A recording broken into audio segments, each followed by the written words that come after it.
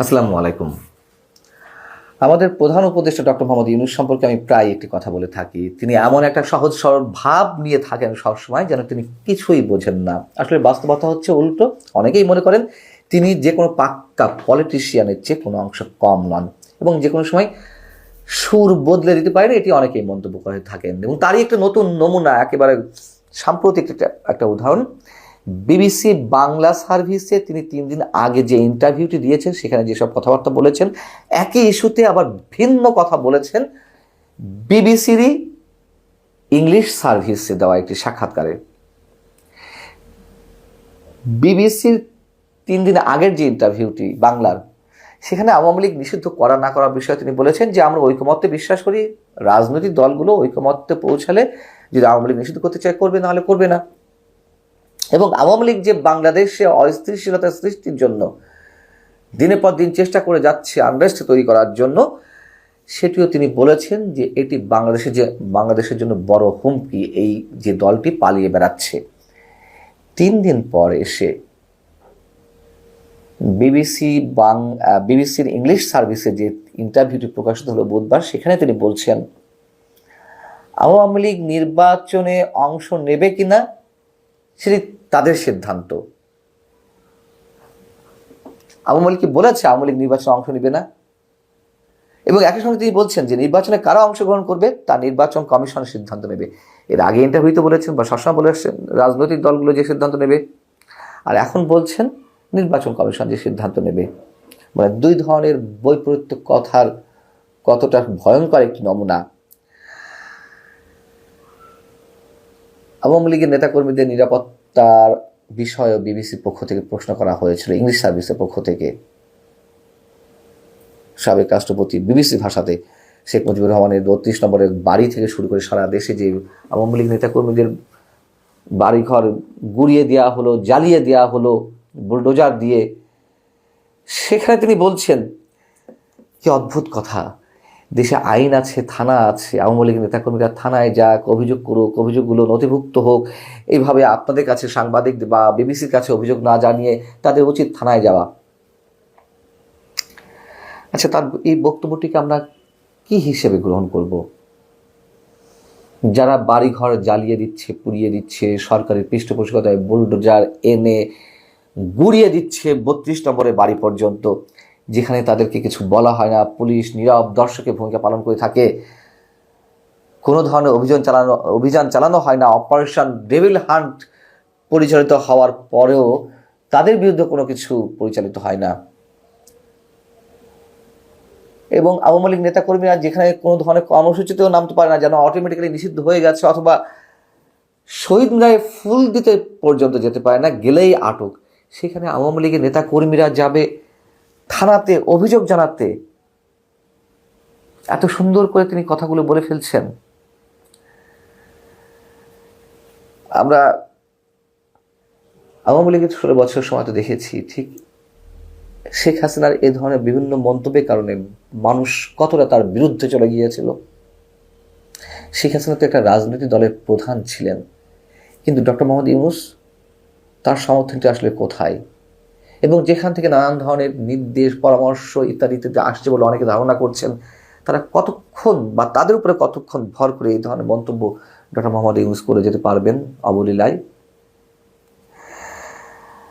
আইন শৃঙ্খলা পুনরুদ্ধার নিয়েও প্রশ্ন করা হয়েছিল বিবিসি বাংলার মতন বিবিসি ইংলিশেতেও। তো বিবিসি বাংলাতে তিনি বলেছিলেন আইন শৃঙ্খলার অবনতি মোটেও হয়নি বা অপরাধের মাত্রা মোটেও বাড়েনি। এখন এসে বিবিসি ইংলিশে তিনি বলছেন ইন্টারভিউতে, এটি আমরা উত্তরাধিকার সূত্রে পেয়েছি। মানে কত সুন্দর করে এখন কথাগুলো আপডেট করা হচ্ছে।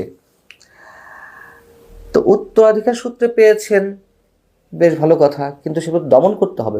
যদি দমন করতে না পারেন, তাহলে আওয়ামী লীগ মানে আপনাদেরকে রাখা হয়েছে কেন, কি কারণে? আর এখন যা চলছে তা স্বাভাবিক?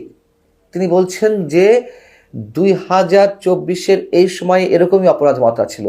আপনাকে হলফ করে বলতে পারবেন এইভাবে 2024-এর বছরে কোনো এক সময় কখনো, আমি শুরু শেষ যখনই বলি, এভাবে বাসে বাসে ধর্ষণ হয়েছে কিনা, বাসে বাসে ডাকাতি হয়েছে কিনা, মানুষ নিরাপদে মোবাইলটাও দিনের বেলায় পকেট থেকে বের করে কথা বলতে পারছে, মানে কথা বলতে গেলেও নানান ধরনের সংখ্যার মধ্যে থাকতে হচ্ছে, এরকম সিচুয়েশন হয়েছে। তিনি বলে যাচ্ছেন আবুলিল্লাহ। এবং নির্বাচন নিয়ে আবারও প্রশ্ন ছিল বিবিসি ইংলিশ সার্ভিসে, নির্বাচন কবে নাগাদ হতে পারে। তিনি সেখানে আবার বলেছেন 2025 বা 2026 মার্চে। আচ্ছা, নির্বাচন নিয়েও তিনি অনেকবার একাধিকবার কথা বলেছেন। রাজনৈতিক দলগুলো যখন চাইবে নির্বাচন হবে, কখনো বলেছেন জনগণ যা চাইবে যখন চাইবে নির্বাচন হবে। এগুলো তো নিউ ইয়র্ক টাইমস থেকে শুরু করে ফিনান্সিয়াল টাইমস, রয়টার্স, এমন করে গণমাধ্যম নেই, এক এক সময় এক এক কথা। দুদিন আগেও ইউরোপীয় ইউনিয়নের কমিশনার হাজা লাহবিব তার সঙ্গে যখন দেখা করতে গেলেন, তিনি বলেছেন যে ডিসেম্বরের মধ্যে নির্বাচন হয়ে যেতে পারে। আবার বিবিসিতে তিনি বলছেন যে 2025 ডিসেম্বর বা 2026 মার্চ। এই মানুষটা স্থির নন, আমরা বলতে বাধ্য হচ্ছি এইভাবে কথা বলতে। এত ঘন ঘন কথার পরিবর্তন যদি কেউ করে থাকেন, ঠিক সেই মানুষটির উপরে দেশের আপামার গণমানুষ কিভাবে আস্থা রাখবে, কিভাবে বিশ্বাস স্থাপন করবে।